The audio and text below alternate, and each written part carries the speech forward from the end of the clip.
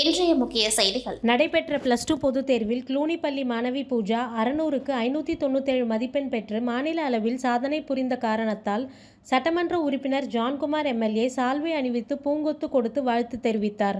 மேலும் முதலியார்பேட்டை தொகுதியில் தியாகு முதலியார் நகர் குடியிருப்பில் வசிப்பதாலும் மாணவியை பாராட்டி உயர்கல்விக்கு 50,000 பரிசு வழங்குவதாக தெரிவித்தார். சட்டமன்ற உறுப்பினர் ஜான்குமார் எம்எல்ஏ அவர்கள். இப்போ நீங்கள் முதலியார்பேட்டை தொகுதின்றதுனால முதலியார்பேட்டை இப்போ நான் அதில் கவனம் செலுத்துறதுனால இப்போ தொகுதி பிள்ளைங்களுக்கெல்லாம் பரிசளிப்பு விழா வச்சுக்கோம். அந்த பரிசளிப்பு விழாவில் நீங்கள் தான் பாண்டிச்சேரி ஃபஸ்ட் மாணவி என்ற தகவல் வந்திருக்குது. அதுபோல் தகவல் வந்தது நீங்கள் தான் முதல் மாணவியாக இருந்தால் உங்களுக்கு நம்ம தொகுதி சார்பாக உங்களுக்கு 50,000 முதல் பரிசு நாங்கள் தருவோம் இதை தெரிவிச்சுக்கோம். எல்லா பிள்ளைங்களுக்கும் மார்க் அடிப்படையில் தருவோம். ஸோ அப்போ அந்த மார்க் அடிப்படையில் நீங்கள் டைரெக்டாக நீங்கள் ஸ்டேட் ஃபஸ்ட்டுன்றதுனால உங்களுக்கு 50,000 பணம் வரன்றதுல ஒரு விழா வச்சு எல்லாரும் கொடுக்கலாம். ஜம்மு காஷ்மீர் பஹல்காம் பயங்கரவாத தாக்குதலில் சுற்றுலா பயணிகள் 26 பேர் கொல்லப்பட்டதை தொடர்ந்து பாகிஸ்தான் மீது இந்தியா பல்வேறு நடவடிக்கைகளை மேற்கொண்டு வருகின்றது. இரு நாடுகளும் தங்கள் ராணுவ பாதுகாப்பு நடவடிக்கைகளை அதிகரித்துள்ளன. இதனால் எல்லைப் பகுதிகளில் போர் பதற்றம் அதிகரித்துள்ளது. இந்த தாக்குதலின் எதிரொலியாக நாடு முழுவதும் இன்று 259 இடங்களில் போர்க்கால பாதுகாப்பு ஒத்திகையை மேற்கொள்ள மத்திய உள்துறை அமைச்சகம் உத்தரவிட்டிருந்தது. அந்த வகையில் புதுச்சேரி லாஸ்பேட்டை விமான நிலையம் அருகே உள்ள பகுதியில் போர்க்கால பாதுகாப்பு ஒத்திகை நிகழ்ச்சி மாவட்ட ஆட்சியர் குலோத்துங்கன் தலைமையில் நடைபெற்றது. இந்த ஒத்திகையில் புதுச்சேரி காவல்துறையினர், தீயணைப்புத் துறையினர், ஊர்காவல் படையினர், போக்குவரத்து காவலர்கள், NCC மாணவர்கள் என பல்வேறு பிரிவினர் கலந்து கொண்டு ஒத்திகையில் ஈடுபட்டனர். இந்த போர் ஒத்திகை போர் தயார் நிலையை சரி பார்ப்பதற்கான பாதுகாப்பு பயிற்சி மட்டுமே எனவும் போர்க்கால ஒத்திகை குறித்து பொதுமக்கள் அச்சப்பட தேவையில்லை எனவும் மாவட்ட நிர்வாகம் தெரிவித்துள்ளது. மணவெளி தொகுதிக்குட்பட்ட அரியங்குப்பம் கொம்யூன் திம்மன் நாயகன்பாளையம் கிராமத்தில் அமைந்துள்ள அபிஷேகப்பாக்கம் ஏரியை பொதுப்பணித்துறை நீர்ப்பாசன கோட்டம் மூலம் ரூபாய் 43,44,000 செலவில் தூர்வாரி தூய்மைப்படுத்தும் பணியை சட்டப்பேரவைத் தலைவர் ஏம்பலம் செல்வம் அவர்கள் பூமி பூஜை செய்து துவக்கி வைத்தார். மேலும் இந்த நிகழ்ச்சியில் நீர்ப்பாசன கோட்டை இளநிலை பொறியாளர் ஸ்ரீநாத் மற்றும் அப்பகுதி முக்கிய பிரமுகர்கள், ஊர் பொதுமக்கள் பலர் கலந்து கொண்டார்கள்.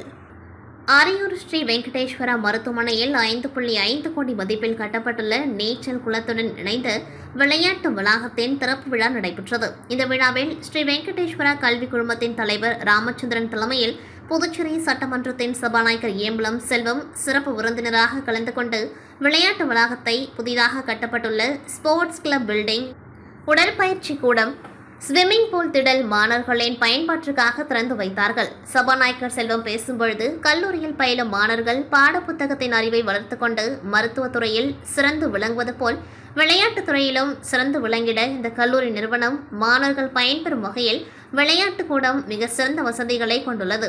கல்லூரி வளாகத்தில் உலக தரத்துடன் பல்வேறு வசதிகளுடன் கூடிய விளையாட்டு கூடத்தை அமைத்துள்ளனர். மாணவர்கள் விளையாட்டு வளாகத்தை பயன்படுத்தி தங்கள் உடல்நலம் பேணிக்கொள்ள வேண்டும் என்று வலியுறுத்தினர்.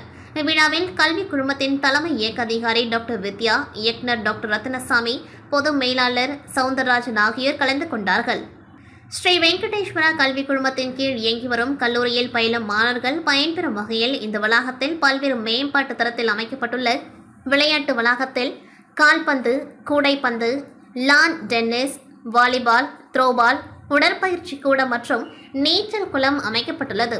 ஸ்ரீ வெங்கடேஸ்வரா கல்வி குழுமத்தின் கீழ் இயங்கி வரும் கல்லூரிகளை சேர்ந்த முதல்வர்கள், பல்வேறு துறைகளை சேர்ந்த பேராசிரியர்கள், துணை பேராசிரியர்கள், நிர்வாக அதிகாரிகள், ஊழியர்கள், மாணவர்கள் என பலர் கலந்து கொண்டார்கள். இந்நிகழ்ச்சியின் முடிவில் மருத்துவம் கல்லூரியின் துணை முதல்வர் தமிழ்ச்செல்வன் அனைவருக்கும் நன்றி கூறினார். மணவெளி சட்டமன்ற தொகுதிக்குட்பட்ட திம்மநாயக்கன்பாளையம் கிராம பஞ்சாயத்தில் அரியங்குப்பம் வட்டார வளர்ச்சி அலுவலகம் மூலம் மகாத்மா காந்தி தேசிய ஊரக வேலை உறுதி திட்டத்தின் கீழ் பொறையத்தம்மன் கோவில் குளத்தை தூர்வாரி ஆழப்படுத்தும் பணிக்காக ரூபாய் 5,10,000 திட்ட மதிப்பீட்டில் 1,492 மனித வேலை நாட்கள் என நிர்ணயம் செய்து 100 நாள் வேலை செய்யும் பணியாளர்களை கொண்டு தூர்வாரும் பணியை மணவெளி தொகுதியின் சட்டமன்ற உறுப்பினரும் சபாநாயகருமான ஏம்பலம் செல்வம் பூஜை செய்து துவக்கி வைத்தார். இதனைத் தொடர்ந்து புதிதாக 100 நாள் வேலை செய்ய விண்ணப்பித்தவர்களுக்கு புதிய அடையாள அட்டை வழங்கப்பட்டது. மேலும் இந்த நிகழ்ச்சியில் அரியங்குப்பம் வட்டார வளர்ச்சி அதிகாரி கார்த்திகேசன், இளநிலை பொறியாளர் சிவஞானம், பணி ஆய்வாளர் கணேசன், கிராம திட்ட ஊழியர் சந்திரன் மற்றும் ஊர் பொதுமக்கள் கலந்து கொண்டார்கள். புதுச்சேரி தடகள சங்கத்தின் சார்பாக 38வது தடகள போட்டி தவளக்குப்பம் மைதானத்தில் கடந்த 2 நாட்களாக நடைபெற்றது. முதல் நாள் பரிசளிப்பு விழாவில் சபாநாயகர் ஏம்பலம் செல்வம் தலைமையேற்று பரிசுகள் வழங்கி சிறப்புரையாற்றினர். அதனைத் தொடர்ந்து லார்சன் டென் பார்ட்னர்ஸ் ரவி மற்றும் சரவண் ஆகியோர் இணைந்து பரிசுகளை வழங்கினர். முன்னாள் விளையாட்டுத்துறை துணை இயக்குநர் Lenin Raj, Venkateswara sports owner Srinivasan ஆகியோர் இணைந்து விளையாட்டுப் போட்டிகளில் வெற்றி பெற்ற மாணவர்களுக்கு பரிசுகளை வழங்கினர். அதைத் தொடர்ந்து தடகள சங்கத்தின் செயலாளர் கோவிந்தசாமி, தலைவர் ராமலிங்கம் ஆகியோர் நிகழ்ச்சியை தொகுத்து வழங்கினர். மீண்டும் மீண்டும் சாதிக்கும் க்ளூனி மேல்நிலைப் பள்ளி இந்த ஆண்டும் 100% தேர்ச்சி, 597 மார்க் எடுத்து மாணவி பூஜா அசத்தல். ஆசிரியர்கள் மாணவிகளுக்கு முதல்வர் பாராட்டு. +2 தேர்வு முடிவில் புதுச்சேரி லாஸ்பேட்டை புனித க்ளூனி மேல்நிலைப்பள்ளி 100% தேர்ச்சி பெற்று சாதனை படைத்துள்ளது. இந்த பள்ளியில் தேர்வு எழுதிய 256 மாணவிகளும் தேர்ச்சி பெற்றுள்ளனர். 22 மாணவிகள் 95% மேலான மதிப்பெண்கள், அதாவது 570க்கும் அதிகமான மதிப்பெண்கள் பெற்று சாதனை படைத்தனர். 72 மாணவிகள் 90%க்கும் அதிகமான மதிப்பெண்கள் பெற்றனர். பள்ளி மாணவி பூஜா 600க்கு 597 மதிப்பெண்கள் எடுத்து முதலிடம் பிடித்தார். பிரித்திகா 594 மதிப்பெண்கள் எடுத்து 2வது இடத்திற்கு வந்தார். மாணவி அதினா 593 மதிப்பெண்கள் எடுத்து பள்ளியளவில் 3வது இடம் பிடித்தார். பிரெஞ்சு பாடத்தில் 13 பேர் 100% மதிப்பெண்கள் எடுத்துள்ளனர். கணிதத்தில் 1 மாணவியும், வேதியியல் படிப்பில் 2 மாணவியும், கம்ப்யூட்டர் சயின்ஸ் 17 பேரும், பயாலஜியில் 1 மாணவியும் 100% மதிப்பெண்கள் எடுத்தனர். அக்கவுண்டன்சி பாடத்தில் 4 மாணவிகளும், காமர்ஸ் பாடத்தில் 2 மாணவிகளும், எக்கனாமிக்ஸ் பிரிவில் 2 மாணவிகளும் 100க்கு 100 மதிப்பெண்கள் எடுத்து பள்ளிக்கு பெருமை சேர்த்துள்ளனர். கம்ப்யூட்டர் அப்ளிகேஷன் பாடத்தில் 6 மாணவிகளும், பிசினஸ் கணிதத்தில் 2 மாணவிகளும் 100க்கு 100 மதிப்பெண்கள் எடுத்தனர். எப்பொழுதும் போல் இந்த வருடமும் சிறப்பான தேர்ச்சி அளித்த ஆசிரியர்களுக்கும் மாணவிகளுக்கும் பள்ளி முதல்வர் பாராட்டு தெரிவித்தார். புதுச்சேரி மாநிலம் காரைக்காலில் 1945ஆம் ஆண்டு ஜெர்மனியிடம் இருந்து பிரான்ஸ் மற்றும் நேச நாடுகள் வெற்றி பெற்று 80 ஆண்டுகள் ஆகின்றது. இதை நினைவுகூரும் விதமாக 2ஆம் உலகப் போரின் பொழுது உயிர்நீத்த வீரர்களுக்கு அஞ்சலி செலுத்தும் நிகழ்ச்சி காரைக்கால் மாவட்ட ஆட்சியரகம் எதிரே உள்ள பிரெஞ்சு போர் வீரர் நினைவு சின்னத்தில் இந்தியா மற்றும் பிரான்ஸ் நாட்டின் தேசிய கொடி ஏற்றப்பட்டு பள்ளி மாணவர்கள் 2 நாட்டு தேசிய கீதம் பாடி போரில் உயிர்நீத்த வீரர்களுக்கு நினைவிடத்தில் மலர் வளையம் வைத்து அஞ்சலி செலுத்தப்பட்டது. இதில் புதுச்சேரி பிரெஞ்சு தூதரக அதிகாரி ஏட்டியன் ரோலன் பியூக் மற்றும் காரைக்கால் மாவட்ட ஆட்சியர் சோமசேகர் அப்பாராவ் ஆகியோர் போரில் உயிர்நீத்த வீரர்களுக்கு அஞ்சலி செலுத்தினர். இந்நிகழ்ச்சியில் பிரெஞ்சு முன்னாள் ராணுவ வீரர்கள், காரைக்காலில் வாழும் பிரெஞ்சு குடியுரிமை பெற்றோர் உட்பட ஏராளமானோர் கலந்து கொண்டார்கள். 2ஆம் உலகப் போர் நிறைவு பெற்றதன் நினைவு நாள் இன்று புதுச்சேரி அரசு சார்பில் அனுசரிக்கப்பட்டது. இதனையொட்டி கடற்கரை சாலையில் உள்ள பிரெஞ்சு போர் வீரர் நினைவு தூணில் புதுச்சேரி அரசு சார்பில் மாவட்ட ஆட்சியர் குலோத்துங்கன், பிரான்ஸ் அரசு சார்பில் புதுச்சேரிக்கான பிரான்ஸ் நாட்டு துணை தூதர் ஏட்டியன் ரோலன் பியக் ஆகியோரும் மலர் வளையம் வைத்து அஞ்சலி செலுத்தினர். தொடர்ந்து 2 நாட்டு தேசிய கொடிகள் ஏற்றப்பட்டது. மேலும் 2ஆம் உலகப் போரின் பொழுது உயிர்நீத்த வீரர்களுக்கு அஞ்சலி செலுத்தும் விதமாக இந்தியா, பிரான்ஸ் நாட்டின் தேசிய கீதங்கள் இசைக்கப்பட்டு மௌன அஞ்சலி செலுத்தப்பட்டது. புதுச்சேரி காரைக்காலில் உள்ள தனியார் பள்ளிகளில் +2 தேர்ச்சி விழுக்காடு 98.5% ஆகும். இம்முறை அரசு பள்ளிகள் CBSE பாடத்திட்டத்துக்கு மாற்றப்பட்டதால் தனியார் பள்ளிகள் மட்டுமே தமிழக அரசு பாடத்திட்டத்தை கடைபிடிக்கப்பட்டு தேர்வு எழுதினர். கடந்த மார்ச் 2025 நடைபெற்ற 12ஆம் வகுப்பு பொதுத் தேர்வில் புதுச்சேரி மற்றும் காரைக்கால் பகுதியை சார்ந்த 3881 மாணவர்களும் 3683 மாணவிகளும் என மொத்தம் 7564 மாணவர்கள் தேர்வு எழுதினர். இந்த நிலையில் இன்று வெளியான தேர்வு முடிவுகளின்படி தனியார் பள்ளிகளில் பயின்ற 7453 மாணவ மாணவிகள் தேர்ச்சி பெற்றுள்ளனர். இதில் 3794 மாணவர்களும் 3659 மாணவிகளும் தேர்ச்சி பெற்றுள்ளனர். இதன் சதவீதம் 98.5% ஆகும். இதில் புதுச்சேரியில் 98.5%ஆகவும் காரைக்காலில் 98.1%ஆகவும் தேர்ச்சி விகிதம் உள்ளது. இந்த நிலையில் புதுச்சேரி மற்றும் காரைக்கால் பகுதியில் உள்ள தனியார் பள்ளிகளின் எண்ணிக்கை 101. இதில் 63 பள்ளிகள் 100% தேர்ச்சியை பெற்றுள்ளது. புதுச்சேரியில் மட்டும் 100% பெற்ற பள்ளிகளின் எண்ணிக்கை 51 உள்ளது. அதேபோல் காரைக்கால் பகுதியில் 100% பெற்ற பள்ளிகளின் எண்ணிக்கை 12 உள்ளது. இதில் புதுச்சேரியில் மிஷன் வீதியில் உள்ள இமாக்லேட் பெண்கள் மேல்நிலைப் பள்ளியில் 12ஆம் வகுப்பு பொதுத் தேர்வில் 384 மாணவிகள் தேர்வு எழுதினர்.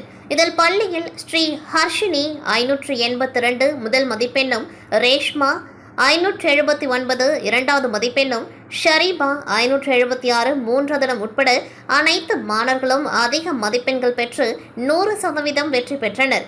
நீண்ட வருடங்களுக்கு பிறகு அரசு உதவி பெறும் ஒரு தனியார் பள்ளி 100% வெற்றி பெற்றது. அப்பள்ளி முதல்வர் மற்றும் ஆசிரியர்கள் கேக் வெட்டி மாணவர்களுக்கு ஊட்டி கொண்டாடினர். பெங்களூருவை தலைமையிடமாக கொண்ட கோ ஃப்ரீ சைக்கிள்ஸ் என்ற சைக்கிள் நிறுவனம் கடந்த சில மாதங்களுக்கு முன்பு புதுச்சேரியில் தன்னுடைய அலுவலகத்தை திறந்தது. அதே வேகத்தில் புதுச்சேரி வரும் சுற்றுலா பயணிகள் அதிகம் சைக்கிள் பயன்படுத்துகின்றனர். அதனால் எங்களிடம் ரூபாய் 4.5 லட்சம் முதலீடு செய்பவர்களுக்கு மாதம் ரூபாய் 52,250 வருவாயாக கிடைக்கும் என்று விளம்பரப்படுத்தியது இந்த நிறுவனம். அதையடுத்து ஆயிரக்கணக்கான மக்கள் இந்த நிறுவனத்தில் முதலீடு செய்தனர். இந்த நிலையில் அதிக லாபம் கிடைக்கும் என பொதுமக்களுக்கு ஆசை காட்டி அவர்களை முதலீடு செய்ய வைத்து இந்த நிறுவனம் முறைகேடு செய்கின்றது என்று புதுச்சேரி சைபர் கிரைம் போலீசாருக்கு புகார்கள் சென்றன.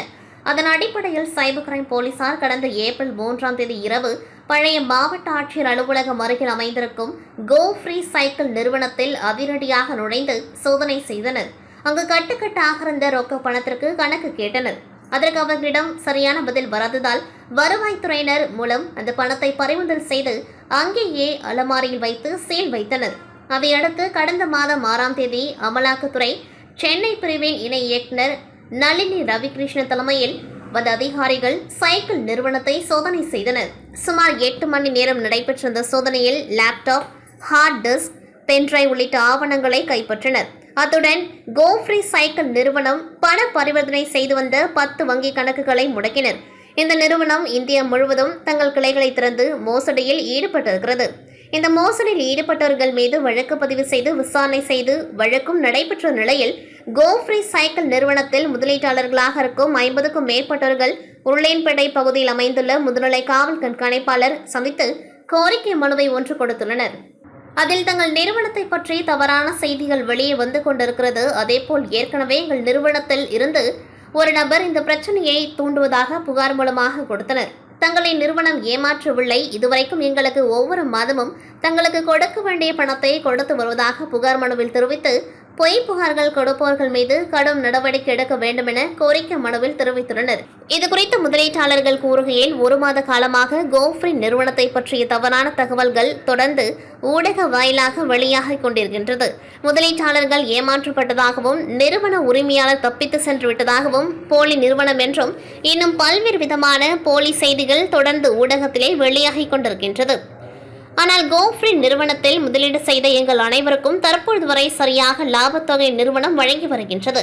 நாங்கள் முதலீடு செய்ததிலிருந்து இதுவரை எந்த பிரச்சனையும் நிறுவனத்தால் முதலீட்டாளர்களுக்கு நடந்ததில்லை. முதலீட்டாளர்கள் ஏமாற்றப்பட்டதாக தினமும் ஊடகம் வாயிலாக போலி செய்திகள் வருவது எங்களுக்கு பதட்டத்தை அளிக்கின்றது. எனவே இதுபோன்ற போலி செய்திகள் வருவதை தடுத்து நிறுத்த வேண்டும் என்றும் இதற்கு பின்னால் இருந்து செயல்படுபவர்கள் மீது சட்டப்படி நடவடிக்கை எடுக்க வேண்டும் என்றும் தங்களிடம் கோ ஃப்ரீ நிறுவன முதலீட்டாளர்கள் அனைவரும் கேட்டுக்கொள்கின்றோம். மேலும் நாங்கள் நிறுவனத்தை தொடர்பு கொண்டு பேசிய போது வழக்கின் காரணமாக அலுவலகம் பூட்டப்பட்டுள்ளது, வழக்கை முடித்து மீண்டும் நல்ல முறையில் நிறுவனத்தை நடத்துவோம் என்றும் அச்சமுள்ளவர்கள் சைக்கிளாகவோ அல்லது பணமாகவோ பெற்றுக்கொள்ள ஏற்பாடு செய்து கொண்டிருக்கின்றோம். நம்பிக்கை உள்ளவர்கள் மட்டும் நிறுவனத்தில் தொடரலாம். அச்சம் உள்ளவர்கள் அவர்களுடைய தொகையை அல்லது முதலீட்டுக்கான சைக்கிள் பெற்றுக்கொண்டு நிறுவனத்தை விட்டு வெளியேறலாம் என்று நிர்வாகம் உறுதியளித்துள்ளது. கோடை காலங்களில் வெயில் தாக்கத்தால் ஜெல்லி மீன்கள் கடற்கரை நோக்கி வருவது வழக்கம். இந்த வகையான மீன்கள் வங்கக்கடலில் அதிக அளவு காணப்பட்டு வருகின்றது. தற்பொழுது வெயிலின் தாக்கம் அதிகமானதால் காரைக்கால் கடற்கரையில் அதிக அளவு ஜெல்லி மீன்கள் கரை நோக்கி வந்து கொண்டிருக்கின்றன. இதனால் சுற்றுலா பயணிகள், பொதுமக்கள் கடல் அலைகளில் குளித்து விளையாடும் பொழுது ஜெல்லி மீன்கள் குளிப்பவர்கள் மீது பட்டு பெரும் அலர்ஜி அரிப்பு ஏற்பட்டு உபாதைக்கு உள்ளாகி வருகின்றனர். அதன்படி காரைக்கால் கடலில் குளித்தவர்கள் உடலில் தடுப்பாக வீக்கம் ஏற்பட்டு வலியால் துடித்தனர். அவர்களில் 20 பேர் காரைக்கால் அரசு பொது மருத்துவமனையில் முதலுதவி சிகிச்சை பெற்றுள்ளனர். அதைத் தொடர்ந்து கடலோர காவல்படை ஆய்வாளர் பிரவீன்குமார் உத்தரவின் பேரில் கடற்கரையில் பாதுகாப்பு பணிகள் தீவிரப்படுத்தப்பட்டுள்ளது. மேலும் சுற்றுலா பயணிகள், பொதுமக்கள் கடலில் குளிக்கவும் கடல் அலையில் விளையாடவும் தடை விதிக்கப்பட்டுள்ளது. மேலும் கடற்கரை பயணிகள், பொதுமக்கள் கடல் அலையை விட்டு பாதுகாப்பாக இருக்கவும் அறிவுறுத்தப்பட்டுள்ளது. இத்துடன் செய்திகள் நிறைவடைகின்றது. நன்றி, வணக்கம்.